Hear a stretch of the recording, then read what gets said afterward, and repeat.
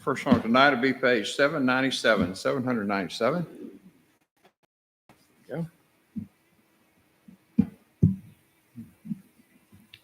Let's sing. Lord, we come before thee now, at thy feet we humbly bow. Oh, do not our suit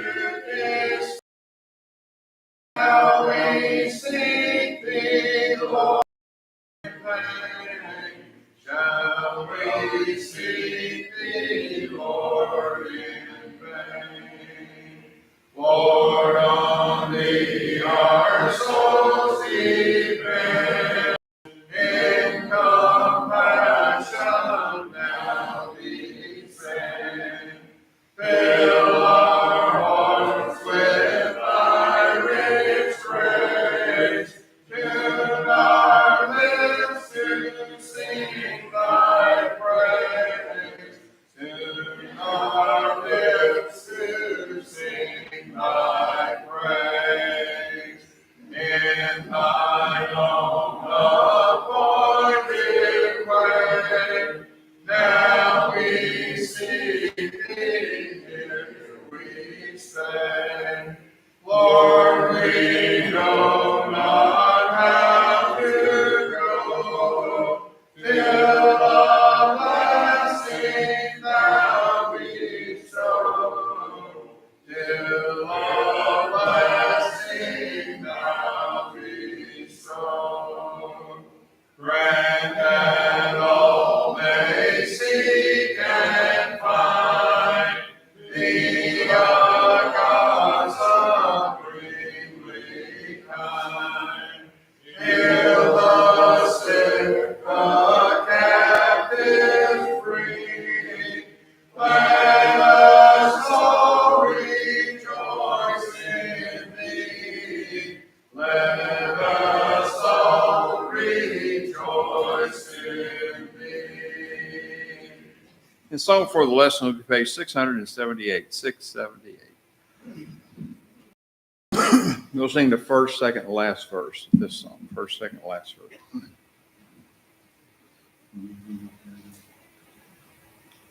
More about Jesus would I know, more of his grace to others show, more of his saving fullness see, more of his love to die for me.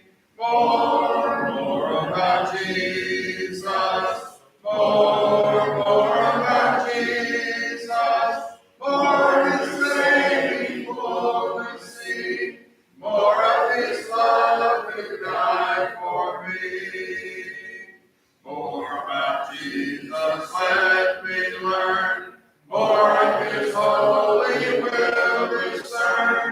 Spirit of God, my teacher be, showing the things of Christ to me. More about Jesus, more about Jesus, more of his saving fullness see, more of his love to die for me. More about Jesus on his throne, riches and glory all his own, more of his kingdom sure increase, more of his coming Prince of Peace. More about Jesus, more about Jesus, more of his saving fullness see, more of his love to die for me. Song after the lesson will be page 916, 916. Brother Mike.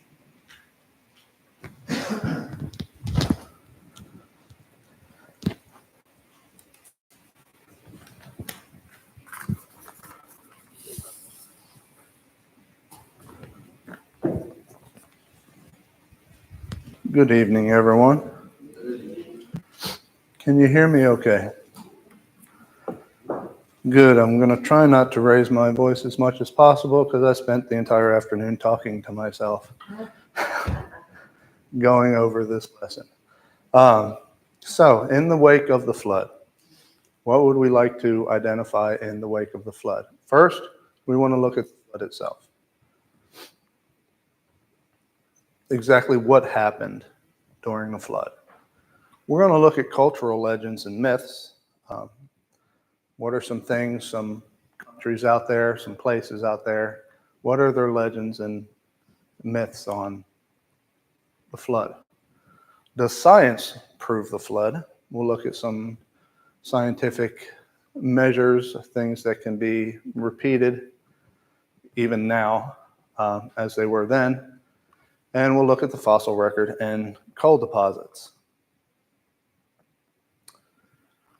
So, as you can see, we're going to start off with these couple scriptures right here, and you'll notice that there are some words in red.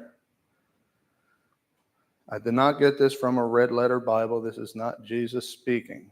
This is me putting that in there purposely for the use of something to look at, something to focus on.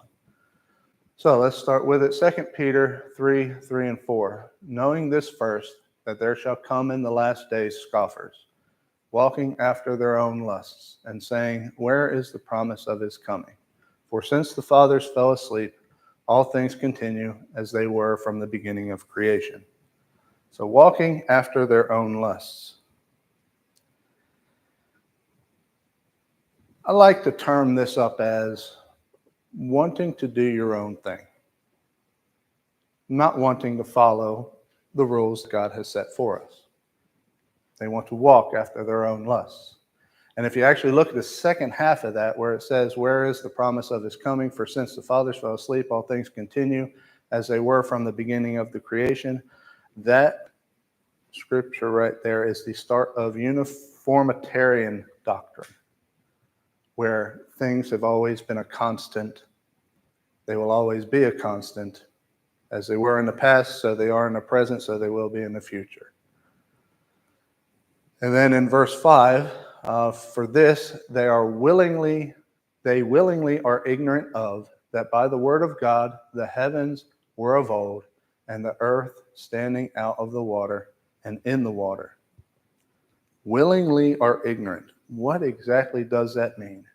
In simple terms, they're dumb on purpose. They chose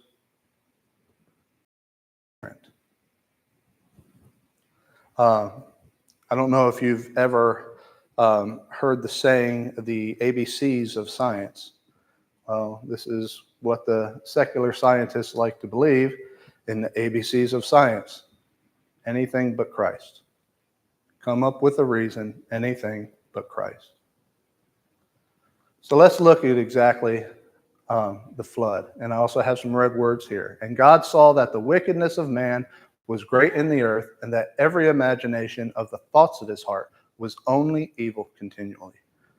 Those three words I have in red. Hopefully you can see it very good on that one. Those are absolutes. Every, only. If anyone has ever had children or has ever been married, you may have heard the phrase, you do this every time. How many times do I have to tell you not to do that? And you do it every time. It may not be every time that they do it, but you can understand the reference. Every imagination of the thoughts of his heart was only evil continually. But there was one who found favor with God. So why a flood? Why a flood? Why destroy the earth with a flood? Why kill all the animals? The animals did nothing wrong. They're innocent in all this.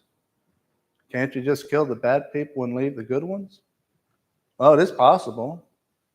God could do a miracle and just kill all the bad people and leave the good ones. There's only a slight problem with that. Noah, come thou and all thy house into the ark. For thee have I seen righteous before me in this generation.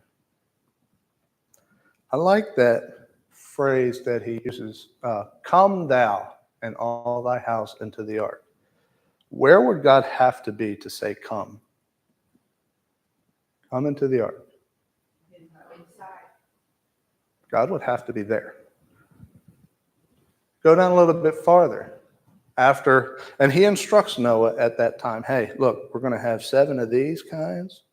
We're going to have 2 of every kind of this and every kind of that. They're all going to come on this ark.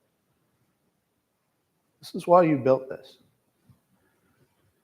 Then down in verse 16, and they that went in male and female of all flesh, as God had commanded him, and the Lord shut him in. Who sealed the door of the ark? God did.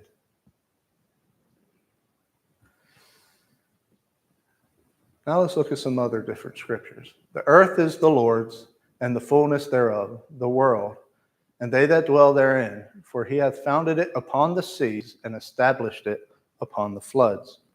Also in Psalm chapter 33, verse 7. He gathered the waters of the sea together as an heap. He layeth upon the depth in storehouses. If you actually look at the earth, what we know now as our oceans were not always there. They were beneath the crust of the earth. If you can imagine the earth, the core of the earth, and then you have this layer of water around it, and then you have the land, which is stretched out on the top of it. Yes, there was lakes. Yes, there were streams. But the majority of the water was beneath the crust of the earth, stored up in storehouses, in subterranean chambers. Then we have Psalm 136:6. To him that stretched out the earth above the waters, for his mercy endureth forever. He stretched the earth above the waters.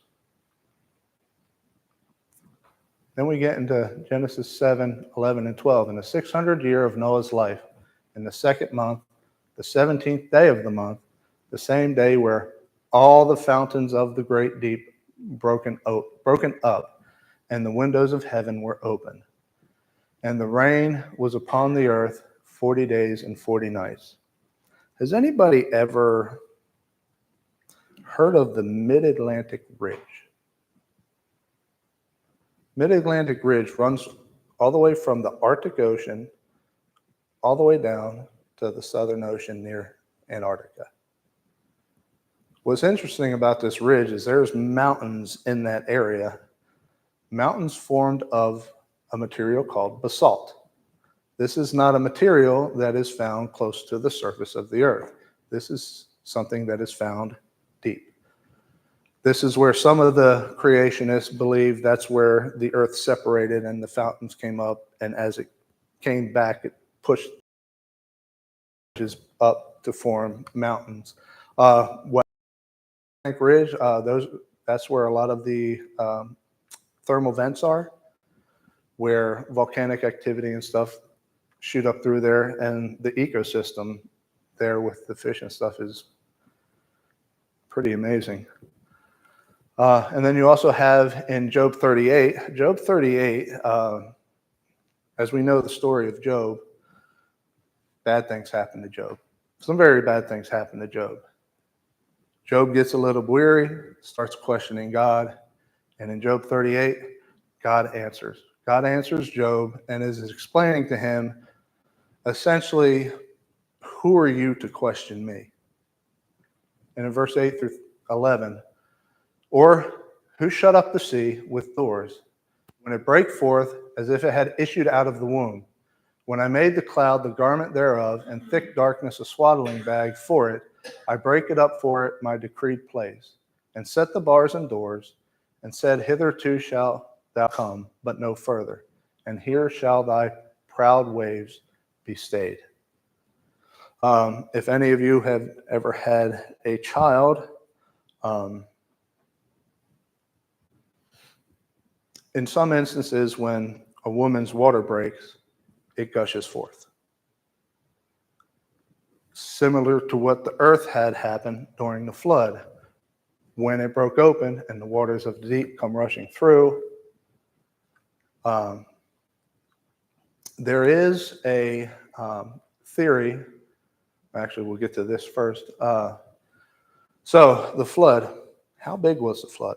Was the flood local? Let's see. And the waters prevailed exceedingly upon the earth, and all the high hills that were under the whole heaven were covered. 15 cubits upward did the waters prevail, and the mountains were covered. And all flesh died that moved upon the earth, both of fowl and of cattle and of beast, and of every creeping thing that creepeth upon the earth, and every man in all whose nostrils was the breath of life, of all that was in the dry land, died. So if it was a local flood, and it was 15 cubits from the highest mountain. Now, 15 cubits, that is the measurement from the tip of the finger to the bottom of the elbow. And that time, they may have been a little larger than we are today, taller. They estimate around 22 feet above the highest level. So, if it was local, imagine in a certain area, back at this thing, seeing this huge wall of water going up higher than the highest mountain, and a big cylindrical thing with an ark sitting on top of it. Well, the first problem we have with that is if it was local, the ark would eventually fall off, and then bad things would happen. No, this was a worldwide global flood.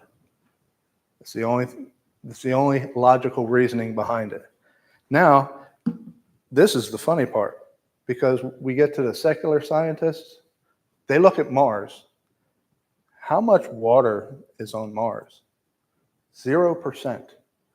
But they believe a worldwide cataclysmic flood happened on Mars. Earth is 71% water, and they don't believe that the Earth had a cataclysmic global flood. There is what they call the hydroplate theory. It is by Dr. Brown. I'm not going to go into it too much detail because we could be here till Christmas, and we don't want to do that. But if you do have some time, I do recommend looking at the hydroplate theory. But in summary, he goes on and talks about 17 very strange features that can be explained by the cataclysmic flood that erupted from subterranean chambers with the force of what they estimate to be 10 billion hydrogen bombs. It explains how rapidly mountains were formed, the coal and oil deposits, rapid continental drift, why the ocean floors have huge trenches, hundreds of canyons, and volcanoes. It explains the layers in the geological strata and most of the fossil record. It also talks about issues of the so-called Ice Age and major land canyons, such as the Grand Canyon.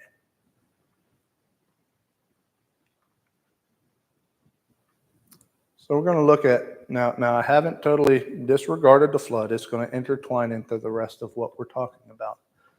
So now let's look at the cultural legends and myths. So we'll look at Africa first. You can see some of these names. I'm not even going to try to pronounce most of them because I'm not sure I'll get them correct. But we see Egypt in the records is one where Sekhmet destroyed part of humanity for their disrespect and unfaithfulness, which resulted in a great flood. In the Americas, you have the Algonquin, the Choctaw, Como, Cree, Hopti, Ojibwe, the great serpent and the great flood. The great serpent was the cause of the great flood. The great serpent twisting humanity away from their gods, and that caused the great flood. And then you have Ora-Wignarak, which is in Alaska. A great inundation together with an earthquake swept the land so rapidly that only a few people escaped in their skin canoes to the tops of the highest mountains. In Mesoamerica and South America, I just picked the three biggest ones: Aztec, Mayan, and Inca. All of them have recorded in their histories of a flood, of a great flood. Other countries, Mesopotamian countries, Iran, Turkey. Turkey has recordings of a flood, but what they also have, if you're traveling down one of their roads, they have a sign where in Turkey, when translated, it means Noah's big boat. And it has a little arrow pointing to the direction. China's Great Flood says it took place around 2300 or 2200 BC. Yes? I want just to do an interesting note about China's flood. Their words are characters. Their character for the word flood is 8 people in a boat. 8 people in a boat. India's Great Flood involved Manu. He was accompanied by the 7 great sages. So you have Manu and 7, that equals 8. And they survived boarding an ark. And in that instance, it also talks about bringing animals on the ark to save them from the flood. And you have Indonesia, Japan, Korea, Malaysia, Philippines, Thailand, Taiwan, Vietnam, even have a continent up there, Australia. So in a lot of different cultures and in a lot of history of different areas, there has been some type of recollection. And this is only a small part of what's actually out there. Almost every country in their history has some kind of recording of a flood. So we're going to get to the science. There are 4 different proofs that I like to bring forth when it comes to science. The first one is cavitation. Cavitation is the formation of an empty space within a solid object or body. This can best be demonstrated or described at the Glen Canyon Dam in Arizona. That's what it is right there.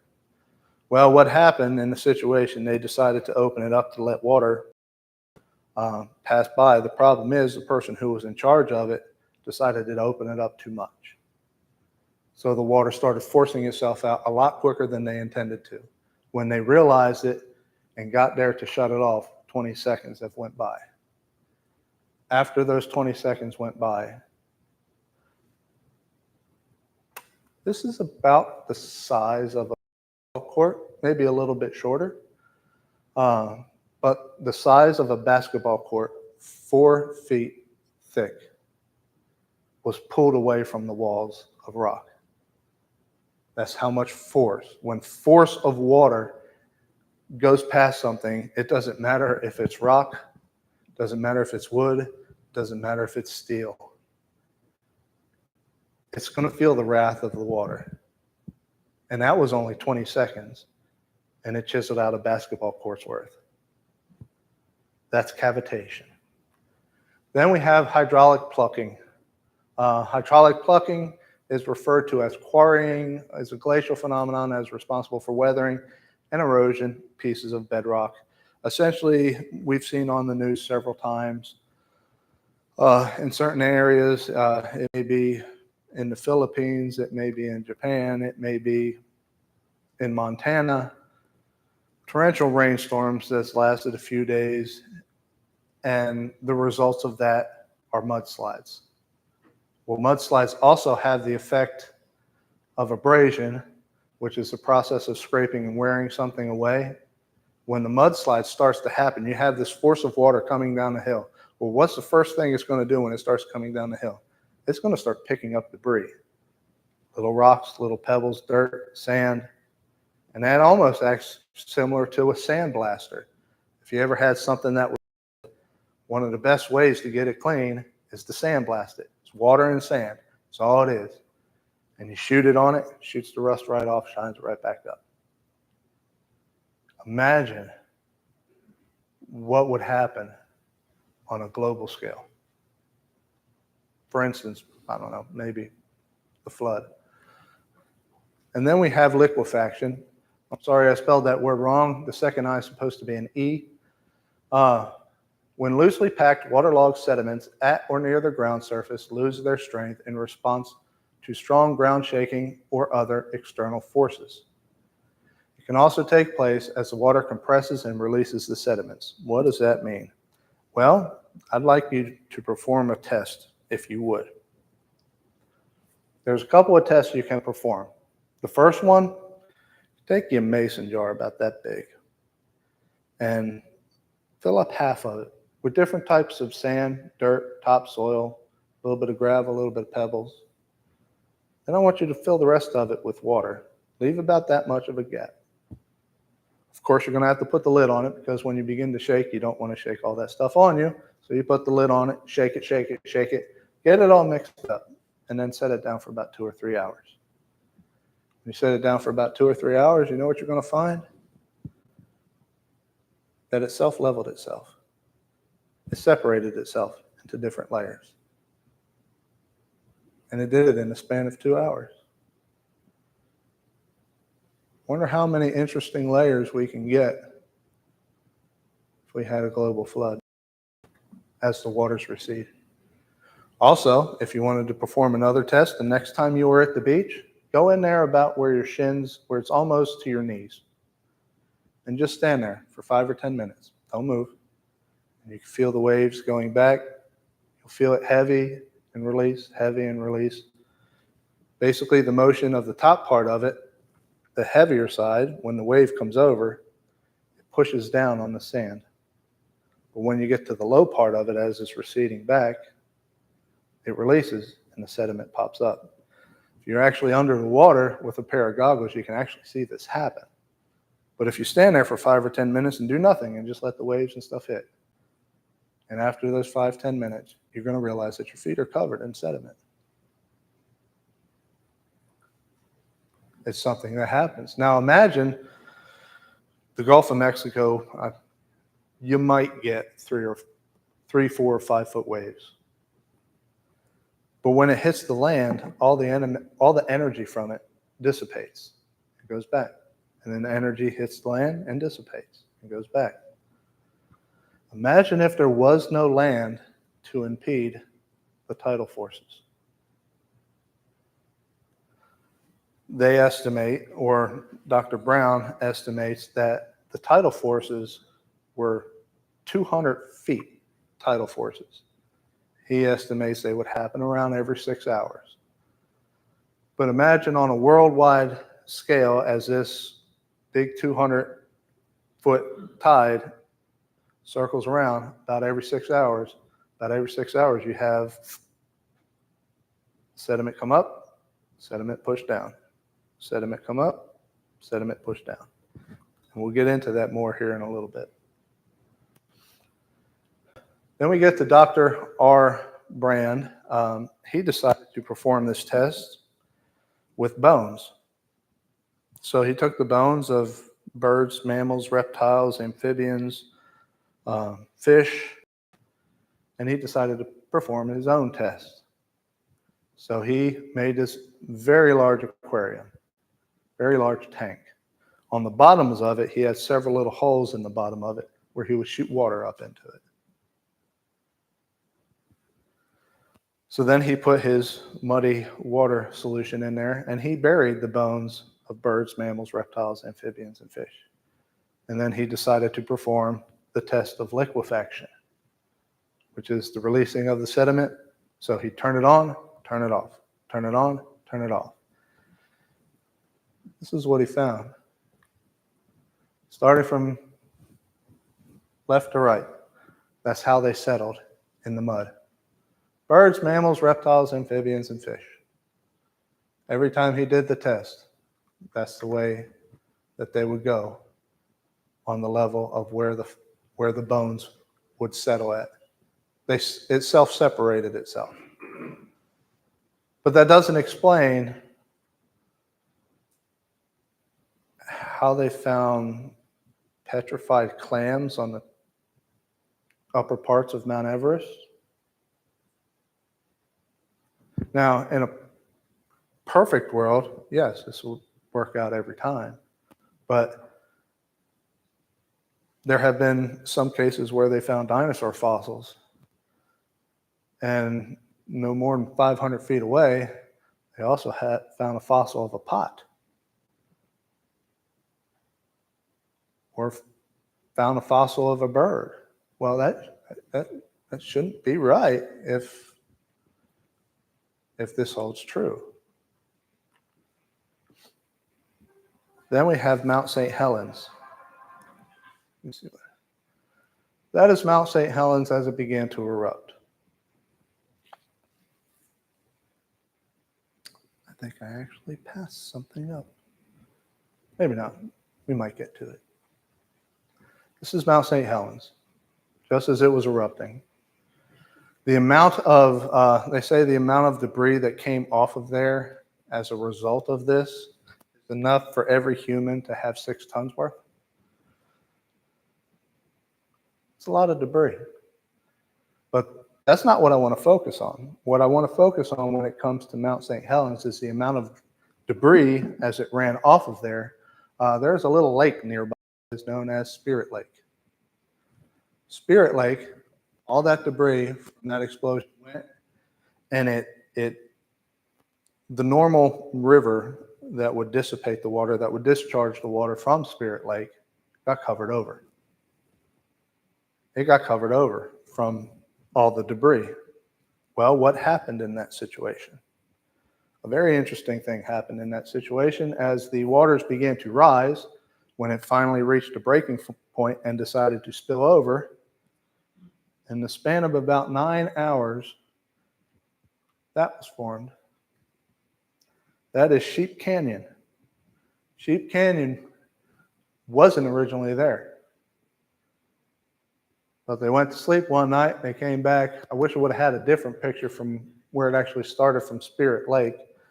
But essentially in a span of around 9 hours or so, Sheep Canyon was formed from the overflow of Spirit Lake.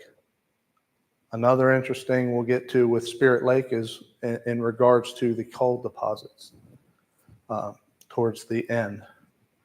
So, does that take millions of years? No, it does not. So let's look at the fossil record in coal. The textbooks teach us that the fossils are well sorted. Problem is the fossils are not well sorted, as they would want you to believe. Dr. David Ropp, I believe he is a professor at the University of Texas. He said one of the ironies of the evolution-creation debate is the creationists have accepted the mistaken notion that the fossil record shows a detailed and orderly progression, and they have gone to great lengths to accommodate this fact in their flood geology. Why and how are animal fossils sorted into layers? As I explained before with the Dr. Leonard Brand's test, it goes from birds down to fish. The problem is they're not, and you can find dinosaur fossils with fish or monkeys or clams or birds or shoes or pots or mammoths. They actually had a fossil that they retrieved of a man's foot in his boot that was petrified and fossilized. They want to tell us that fossilization and petrification takes millions and millions of years. In the right condition, it can take hours. Hours. And they've done the studies to show that it can be done in hours. Coal, Turkey makes coal. Well, actually, Turkey makes crude oil. They use their bio waste, put it together, heat it, pressurize it, and in 30 minutes they have oil, crude oil. That's something that can be done quickly, not millions of years like they tried to teach you in the books. So, with the fossils, how could they be determined as to what layer they are in? Could it possibly be their habitat? Let's take clams, for instance. How did clams end up in the upper parts of Mount Everest? Well, my reasoning behind that, the world was a very different place before the flood. If you have a lot of cavitation, liquefaction, abrasion, and hydraulic plucking, most of the mountains we have today probably were not there before the flood. If you look at the Mid-Atlantic Ridge again, if you actually look at the shorelines or that Mid-Atlantic Ridge and the mountain ranges, they're almost parallel. Almost like things got shoved this way, they came up, and then it leaves this void down here where mountains and stuff form. Maybe God planned it that way. Could it be a creature's intelligence? Could that have anything to do where fossils and stuff are found? It could. What about the human factor in this? What was their intelligence? Well, most likely when the water and stuff was coming, it's not an instant floodwaters are there. No. It was water's rising, let's find high ground. So they try to find high ground.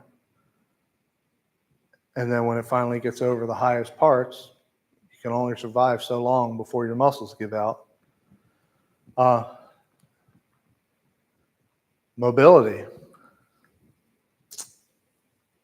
How mobile is a clam? I don't think it moves that quick, as opposed to kangaroos, cheetahs, dinosaurs, humans. Or could it be a creature's body density? Unfortunately, we don't really know. But when it comes to fossils and the liquefaction, let's take a look at this. And God remembered Noah and every living thing and all the cattle that was with him in the ark. And God made a wind to pass over the earth, and the waters assuaged. The fountains also of the deep and the windows of heaven were stopped, and the rain from heaven was restrained. Assuaged, to settle down, subside, or hold back. It is also a variant form of assuage, which has several meanings depending on what you want to use it for, but such as, not limited to, making it go away, alleviate, assuage your fears, put aside your fears, etc. There's several meanings to the word assuaged. Psalms 104, 5 and 6. Who laid the foundations of the earth, that it should not be removed forever? Thou coverest it with the deep as with a garment. The water stood above the mountains. Verses 7 and 8. At thy rebuke they fled. At the voice of thy thunder they hasted away. At the voice of thy thunder they hasted away. What does hasted mean? To go quickly. The water receded quickly. You have they say that the Colorado River made the Grand Canyon. It could not have made the Grand Canyon. The highest part of the Grand Canyon, or the highest part, is 9,165 feet above sea level. Where the Colorado River enters, 3,465 feet above sea level. The highest part of the Grand Canyon is higher than the starting point of the Colorado River. There's no way water goes uphill. Water cannot go uphill unless it shoots out of the earth from subterranean chambers. Then we look at the coal deposits. There's a lump of coal. Hey, I get to break out my little laser again. That is a petrified tree inside solid rock, standing upward. This is actually a very close picture.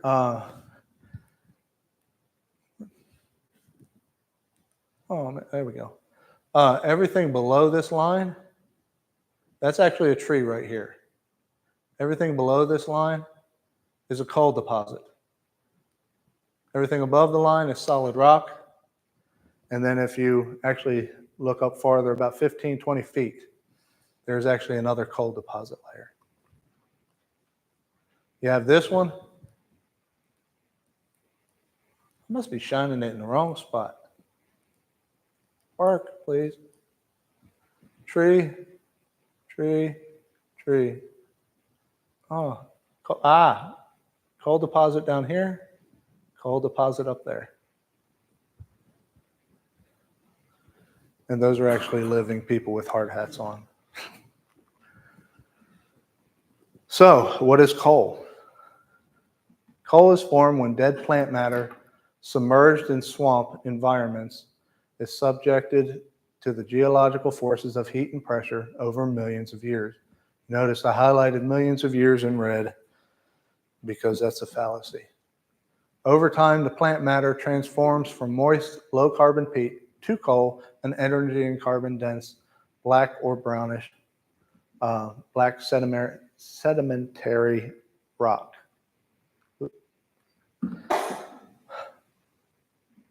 So we have this flood that happened. Fills the entire earth with water. And God says it's time for you to go away. Settle down. So it recedes. Hastily recedes. So as the flood is there, before he tells it to recede, you have every land animal, every flying creature, every mammal, reptile, amphibian, everything that breathes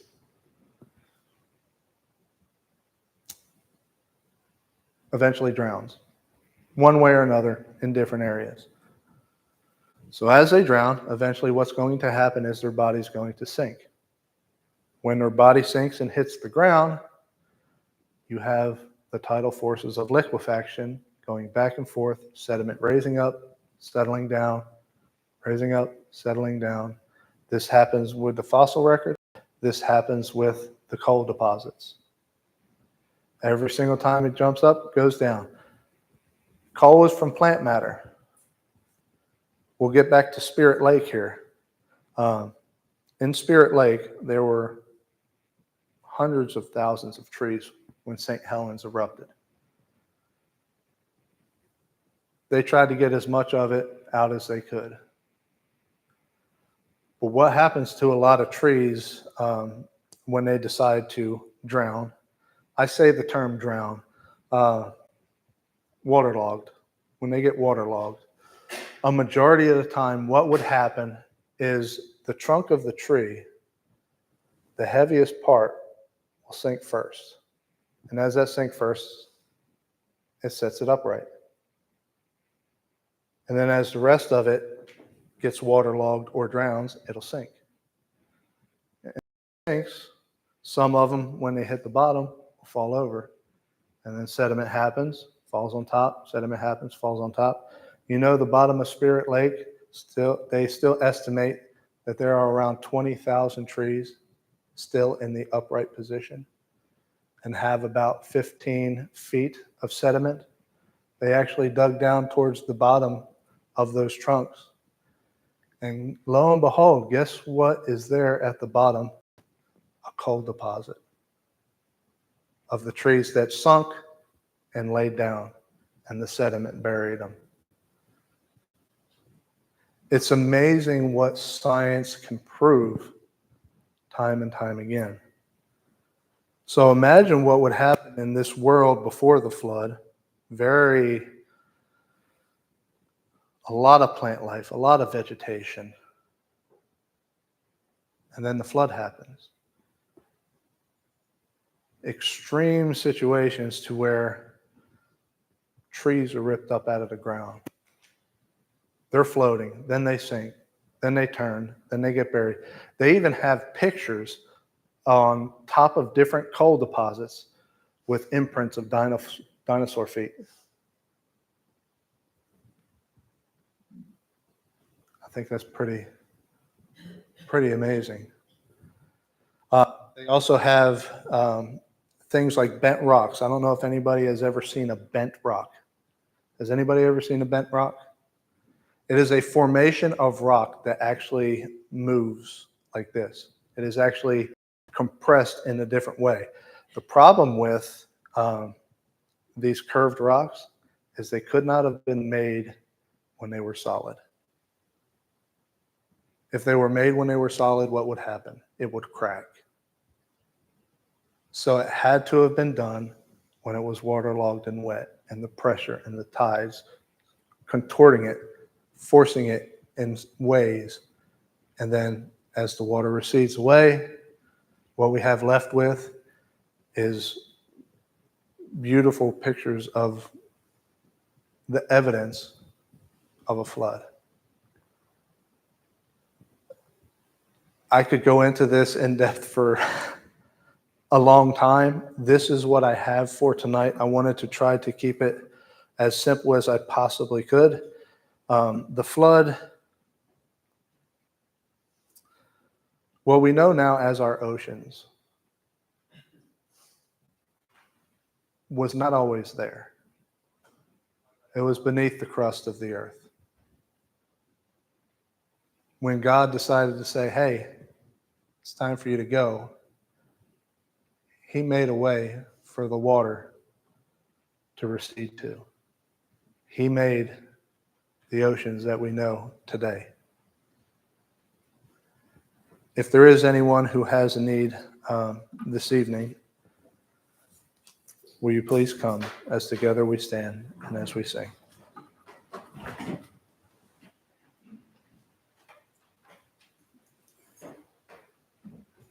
There is coming a day when no heartache shall come, no more clouds in the sky, no more tears to dim the night. All is peace forevermore on the happy open shore. What a day, glorious day that will be. What a day that will be, when my Jesus I shall see. When I look upon his face, the one who saved me by his grace. When he takes me by the hand and leads me through the promised land. What a day, glorious day that will be.